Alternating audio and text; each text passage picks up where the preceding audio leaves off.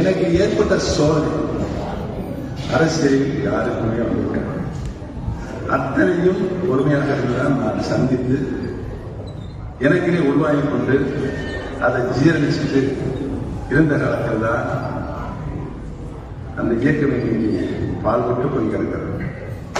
அது படுகொலியில் தள்ளி மூடியில் குறைச்சது ஒரு குழு சர்வாதிகாரி கும்பல் அந்த கும்பல் சர்வாதிகாரி கும்பல் அதையெல்லாம் இன்னைக்கு பொதுமக்கள் நன்றாக உணர்ந்திருக்கிறார்.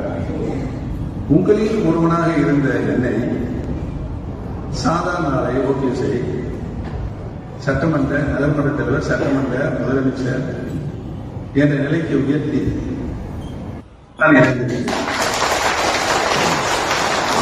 என்னுடைய பணியை முழுமையாக செய்கிறேன்.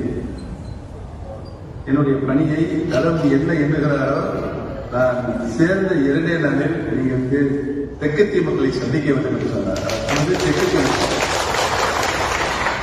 தெற்கத்திய மக்கள் நீங்கள் சந்திக்க வேண்டும் என்று சொன்னார். சரி சந்திக்கிறேன். என்ன சொல்ல வேண்டும் நான் கேட்டேன். நீங்க போயிட்டு வாங்க அப்ப தெரியும் உங்களுக்கு அவங்க என்ன சொல்றாங்க. போயிட்டு வந்து ஒரு கூட்டு 2 மணி நேரம் தென்காசி முடிஞ்சு எனக்கு போன் பண்றாங்க. ரொம்பவும் உங்களுக்கு சிறப்பான வரவேற்பை அப்பகுதி மக்கள் தந்து கொண்டிருக்கிறார்கள். உள்ளபடியே நான் அவர்களை பாராட்ட கடமைப்பட்டிருக்கிறேன்.